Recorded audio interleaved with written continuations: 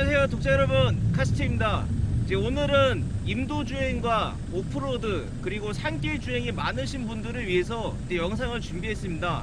최근에 많은 기자분들과 리뷰어분들께서 이 차의 숨겨진 매력을 좀 많이 어필해 주신 걸로 이제 알고 있습니다. 저는 농촌이나 산촌, 이 실생활에서 사용하시는 분들을 위해서 그 중에서도 특정한 환경에서 일상주역인 주행 느낌이 어떤지 궁금해 하시는 분들을 위해서 영상을 준비했습니다.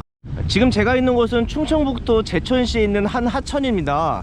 비포장도로와 가까운 곳에 거주하시는 분들이라고 하면 일상적으로 마주칠 수 있는 그런 환경으로 구성되어 있는데, 곳곳에 이제 모래가 있고 약간의 크기가 있는 자갈들이 있다는 점, 이 부분은 이제 참고하셨으면 좋겠습니다. 이제 우선 제가 서울에서 제천까지 약 120km를 후륜 모드로 주행을 하면서 연비가 어느 정도 나왔는지 이제 보여드리겠습니다.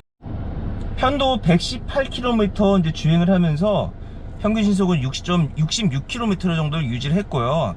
제가 그때 평균 연비는 9.4가 나왔습니다. 현재 이 차에 18인치 휠에 오프로드용 타이어가 탑재되어 있다는 점을 감안했을 때 이 정도의 연비는 그냥 나쁘다고 이제 보기는 어렵고요. 만약 여기에 순정 타이어와 휠 인치를 좀 줄인다고 하면 연비 측면에서는 지금보다 이제 유리한 점을 이제 가져갈 수 있을 거라고 생각합니다. 장거리 주행하면서 좀 더 놀랐던 것은 승차감과 정숙성인데요. 저는 오프로드용 타이어를 탑재했다고 해서 굉장히 거칠고 뭔가 시끄럽고 이런 것을 상상했는데, 순정 타이어를 꼈다고 해도 거의 무방할 정도로 이 승차감과 정숙성에서는 꽤나 많이 잡아줬다. 쌍용 자동차가 이번에 홍보하면서 MVH 효과를 강화했다고 하는데, 이 오프로드용 타이어를 꼈을 때 정숙성과 승차감을 확보했다, 그런 측면에서 봤을 때 MVH 강화했다는 측면을 충분히 이제 느낄 수 있었습니다. 네, 그렇기 때문에 이 차의 성격에 맞는 지금과 같은 주행 환경에서 조금 더 성능과 승차감에 대해서 이제 기대가 되기도 하네요.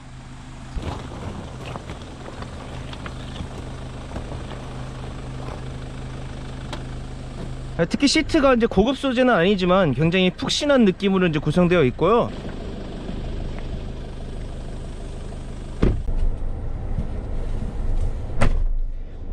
이 시트는 제가 15년 전에 저희 집에 들여다 놓았던 소파와 비슷한 느낌이 들 정도로 이제 굉장히 푹신했고요. 오는 내내 약간 좀 졸리기도 했다는, 너무 편해서. 약간 좀 아셔야 될 부분이 있다고 하면, 지금 시트 자체의 그 넓이가 굉장히 넓어요. 제가 지금 왼쪽으로 최대한 뽑았을 때 주먹이 하나 정도 들어갈 만큼 시트 좌우 길이가 넓은데, 예를 들어서 고속도로 주행 환경에서는 이 정도 시트 넓이가 당연히 큰 영향을 미치지는 않겠지만, 지금처럼 비포장도로를 돌 때는 이 시트 몸이 좌우로 흔들려 가지고 어떻게 보면 체구가 좀 작으신 분들한테는 지나치게 내 몸이 흔들린다, 이제 이런 느낌을 이제 받으실 수도 있을 것 같습니다. 그래서 한번 제가 지금 가볍게 요 일대를 돌면서 내 몸이 어떻게 움직이는지 그걸 이제 잠깐 이제 보여드리도록 하겠습니다.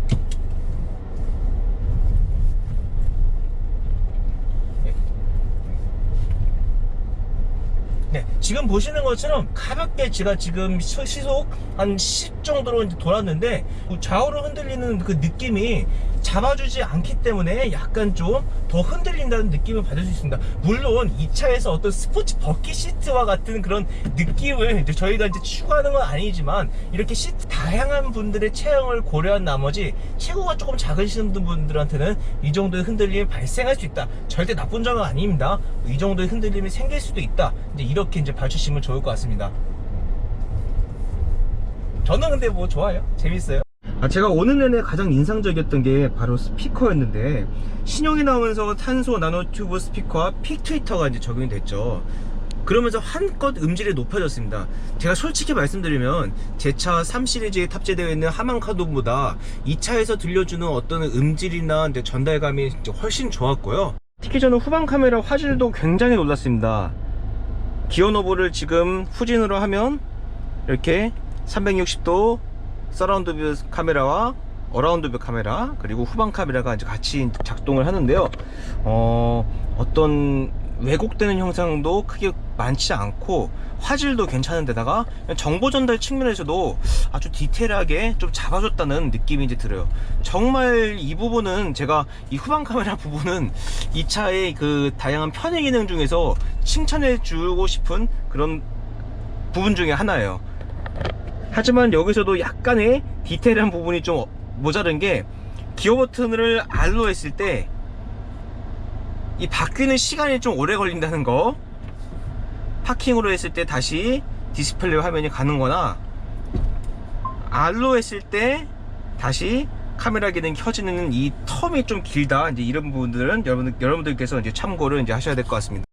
고속 주행에서는 지금처럼 초중반에는 정말 디젤 엔진의 그런 특성에 맞게 딱 80에서 100까지는 굉장히 시원시원하고 경쾌한 가속을 내줍니다. 하지만 120이 넘어갔을 때는 이 차가 아무리 꾹꾹 밟아도 엑셀레이터를 풀악셀로 해도 속도계가 더디게 올라가는 게 아니라 아예 안 올라가는 거에 가까운 그런 한계를 보여줍니다. 어떻게 보면 이거는 가속은 정말 중고속에서 가속은 더디다 라고 말씀드릴 수 있는 반면에, 또 동시에 이 차가 가진 어떻게 보면 2.4기통 엔진의 그런 특성에 충실한 모습을 보여준다. 그러니까 좋게도 이제 표현할 수 있는 거죠. 오히려 이런 차가 막 중고속으로 막 쏘고 다니면 그게 더 좀 불편하고 좀 안 어울리는 그런 모습이 아닐까 좀 싶은데요.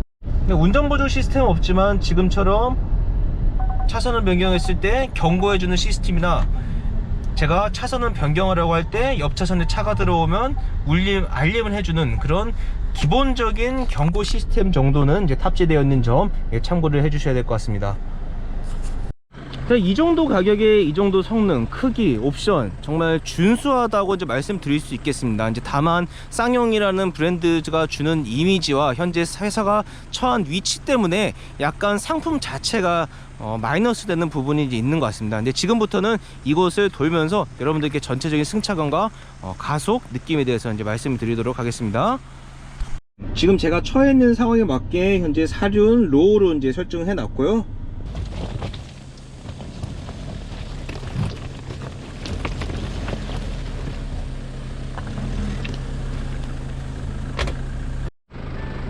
같은 다소 거친 환경에서 이 정도의 거동과 승차감을 만들어내는 것은 이 차에 탑재된 오프로딩 타이어가 이제 한몫한다고 생각을 합니다. 저는 개인적으로 지금과 같은 산지에서 사시는 분들보다는 오히려 이런 노지 캠핑을 자주 다니시는 분들한테 이 타이어를 좀 추천드리고 싶은데, 왜냐하면 제가 서두에 말씀드렸던 것처럼 이 차의 타이어가 고속주행에서 그렇게 나쁘지가 않거든요. 연비에서는 다소 손해보는 부분이 있겠지만 전체적인 고속에서의 승차감과 가속에서 크게 마이너스 되는 부분이 없습니다. 그렇기 때문에 만약 이런 노지 캠핑장으로 캠핑을 다니시는 분들한테는 순정 타이어로는 다소 오기 힘들기 때문에 오프로드용 타이어를 탑재해서 다니시는 것도 전체적으로 만족감을 줄 수 있겠구나, 이렇게 이제 말씀을 드리고 싶습니다. 지금 여러분들께서 보시는 이 컬러는 최근에 유행하고 있는 아마조니아 그린 컬러입니다. 이렇게 자연환경과 어우러졌을 때 이 차는 어떤 컬러, 어떤 색감을 보여줄지 한번 1분 정도 이제 둘러보시죠.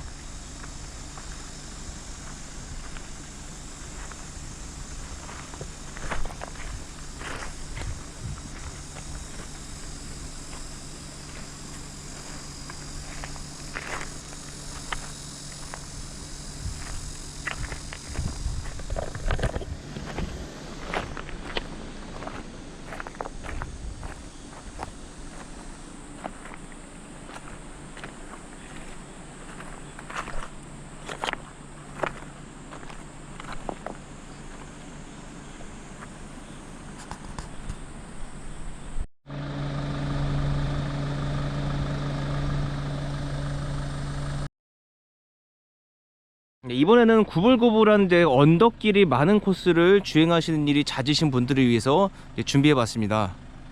스포츠카 같은 경우는 어떻게 보면 도심 주행보다는 조금 더 많은 짐을 싣고 중저속으로 약간 좀 험한 길을 다니는 분들한테 이제 맞춘 그런 서스펜션이나 엔진 세팅이라고 이제 보시면 될 것 같습니다. 물론 콜로라도 같은 경우도 3000cc라는 그 대배기량의 엔진을 탑재해서 그런 많은 것들을 소화하지만, 이 렉스턴은 이제 그 디젤 엔진을 탑재해서 그런 연료 효율성까지 추구했다는 그런 측면을 이제 들 수가 있겠는데요. 그 디젤 엔진의 특성답게 이렇게 가벼운 언덕 구간을 치고 올라갈 때는 저속에서 높은 힘을 뽑아주면서 아주 시원하게 나가는 그런 특성을 이제 보여주고 있습니다. 사실 저는 이 렉스턴 스포츠 칸이 아주 고속으로 가지 않고 일상적인 주행에서 넉넉하게 편하게 달리면 아주 좀 매력적인 차라고 생각을 해요.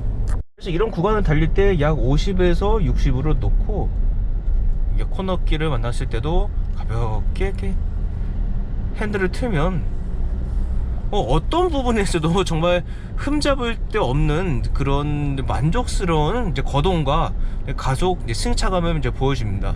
막 과격하게 달려놓고, 야, 이 차 진짜 약간 좀 아직은 쌍용이 멀었다, 이렇게 접근하면 당연히 부족할 수밖에 없는 것 같고요. 정말 차는 용도와 목적에 맞게 사야 되고, 그리고 용도와 목적에 맞게 주행을 해야 되는데, 그렇게 하지 않고 이 차를 무조건 폄하하는 것은 굉장히 오류가 큰 행위다 라고 볼 수 있겠습니다. 그래서 지금 방금 말씀드렸던 것처럼 딱 40에서 50 넣고, 지금 제가 후륜교로 놨는데 이렇게 통과하면 방지턱도 아주 부드럽게 없고, 가속도 살살 해서 내가 원하는 만큼 올려주고, 그리고 시야도 좋고, 내가 원하는 짐들을 이 트렁크에 다 실을 수 있고, 그런 팔방 미인적인 측면을 가진 차가 이 렉스턴 스포츠 칸이라고 저는 생각을 하는데요.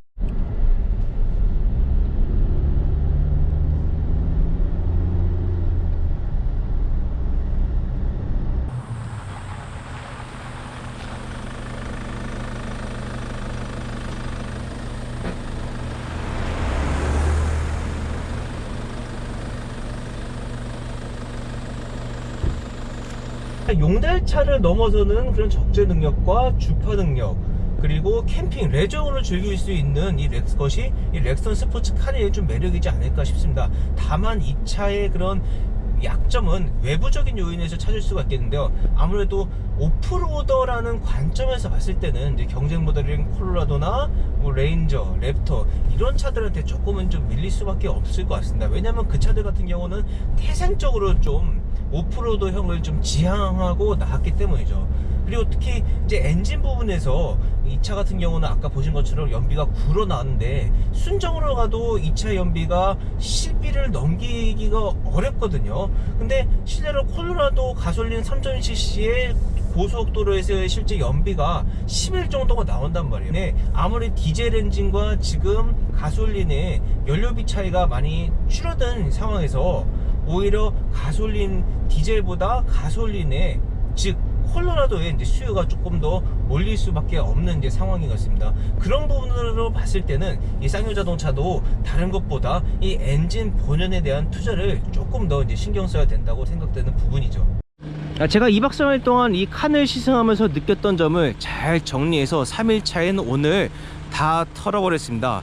3년 전이었죠. 제가 콜로라도랑 이 차랑 비교 시승을 한 적이 있는데, 그때 오프로더라는 관점으로 이 차를 봤을 때 굉장히 부족했다는 생각이 들었습니다. 물론 고속에서도 약간 좀 아쉽다는 느낌이 좀 강했어요. 하지만 쌍용 자동차가 연식 변경을 하면서 이 고객들이 좀 불편했던 점을 좀 많이 개선했구나, 이제 이런 느낌이 듭니다. 특히 디자인 부분에서도 처음에 이 차가 딱 출시됐을 때 디자인 뭐야 이랬는데, 오히려 이렇게 웅장해진 디자인이 이 차의 성격과 좀 더 맞지 않나 싶습니다. 물론 미적인 측면에서는 약간 좀 아쉬울 수 있는데, 이 오프로더 그리고 혹은 화물차 이런 관점으로 봤을 때 이렇게 웅장한 느낌을 주는 것도 나름 괜찮다는 생각이 드네요. 그리고 전체적인 엔진 회전 질감이나 가속, 편의 사용도 좀 많이 이제 개선이 됐고요. 다만 아쉬운 점은 이 엔진에서 뽑아낼 수 있는 연료 효율성, 가속이 아닌 연료 효율성 측면에서는 분명히 개선이 이루어져야 될 것이라고 생각을 합니다. 지금까지 점유주였습니다. 고맙습니다.